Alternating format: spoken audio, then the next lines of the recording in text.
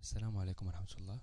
أهلا وسهلا بكم أصدقائي في حلقة اليوم. كما أشرت إلى ذلك في العنوان، اليوم سأتحدث أو سأشرح طريقة عمل شبكة خاصة بالضيوف Guest Network. الغرض من هذه الشبكة هو حماية الشبكة المحلية من مختلف الأخطار التي قد تأتي سواء من الإنترنت أو من مثلا شخص لديه هاتف أو حاسوب ويقوم بالاتصال بالشبكة المحلية الخاصة بك لكي يتصل بعد ذلك بالإنترنت. قد يكون جهازه حاملا لبرنامج ضار، مما قد يجعل ذلك البرنامج ينتشر بسرعة في الشبكة المحلية وبالتالي يصل إلى جميع الأجهزة المتصلة بها.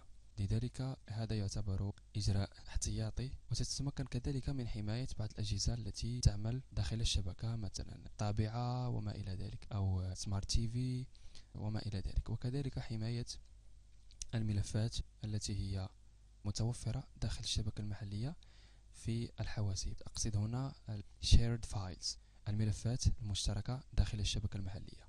إذن أول شيء تقوم بالدخول إلى الجيت واي أو العنوان الخاص بالروتر. إذا لم تكن تعرف يكفي الذهاب إلى CMD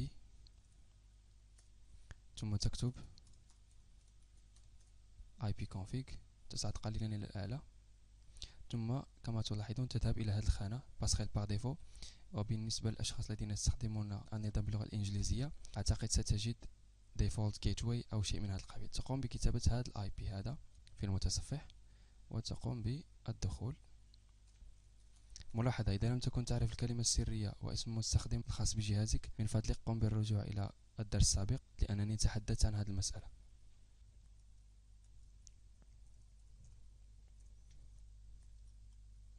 هكذا، ثم نذهب إلى Interface Setup، ثم إلى Guest Network. هنا كما تلاحظون ال Guest Network غير مفعل، نقوم بتفعيله. هنا ال SSID نقوم باختيار اسم الشبكة، مثلا سأتركها كما هي TP. هنا Security، أو إذا أردت أن تضع كلمة سرية تترك هذا الخيار WPA WPA2 إلى آخره. إذا أردت أن تكون الشبكة مفتوحة، أي لا تحتاج إلى كلمة سرية، يعني يتم الولوج إليها بدون كلمة سرية، تقوم بوضع هذا الخيار. لكن لكي أشرح المراحل التالية سأقوم بوضع كلمة سرية للشبكة.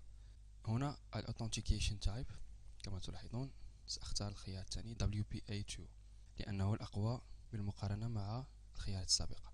هنا ال Encryption سأختار الخيار الأخير الأحدث والأقوى من ناحية الحماية. هنا نضع أي باسورد مثلا،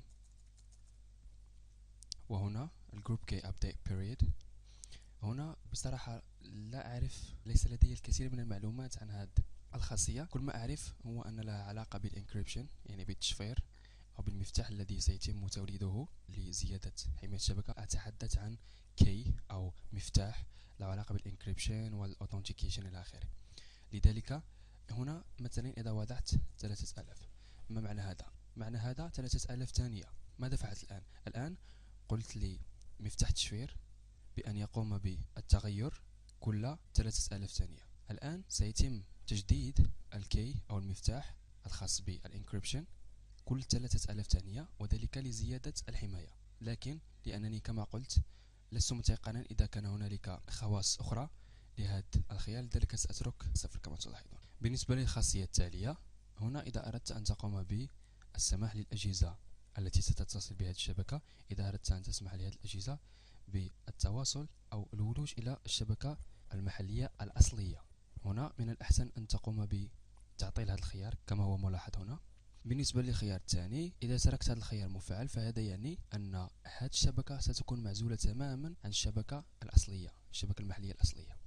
هذا الخيار الأول والثاني كما تحدثت أو كما سبق وأن أشرت إلى ذلك في بداية الحلقة، هنا لزيادة الحماية، لأنه كما قلت فرضا أن شخصا اتصل بالشبكة المحلية وجهازه يحتوي على برنامج ضار، من الممكن أن ينتشر ذلك البرنامج الضار في جميع الأجهزة المتصلة بالشبكة، وهذا سيخلق مشكل.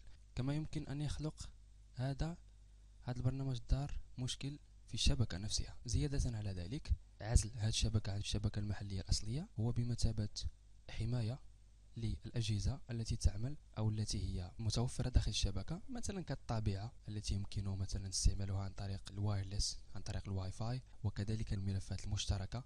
أتحدث هنا عن shared files وما إلى ذلك. عندما تقوم بعزل هذه الشبكة أو وعزل كذلك هذه الأجهزة، هذا في حد ذاته يعتبر زيادة للحماية. يعني أنا هنا أحاول أن أذكر المزايا والمميزات الخاصة بإنشاء شبكة أخرى خاصة تسمى بالجيست نتورك أو شبكة الضيف. كما أن لهذه الخاصية أقصد الجيست نتورك لها العديد من المميزات. يمكنكم البحث على شبكة الإنترنت، أنا فقط أحاول أن ألخص وأعطي المعلومات الأساسية لكي تصل الفكرة.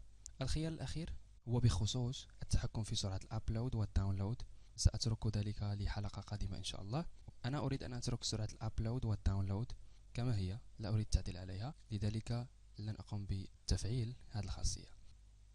إذن بعد ذلك نضغط سيف كما تلاحظون وانتهينا.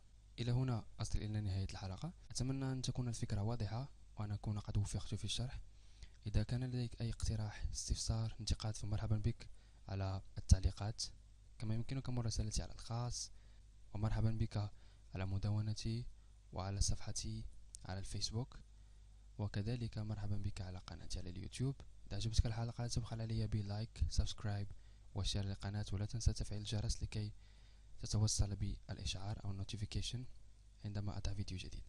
أضرب لكم موعد في الحلقة القادمة إن شاء الله. والسلام عليكم.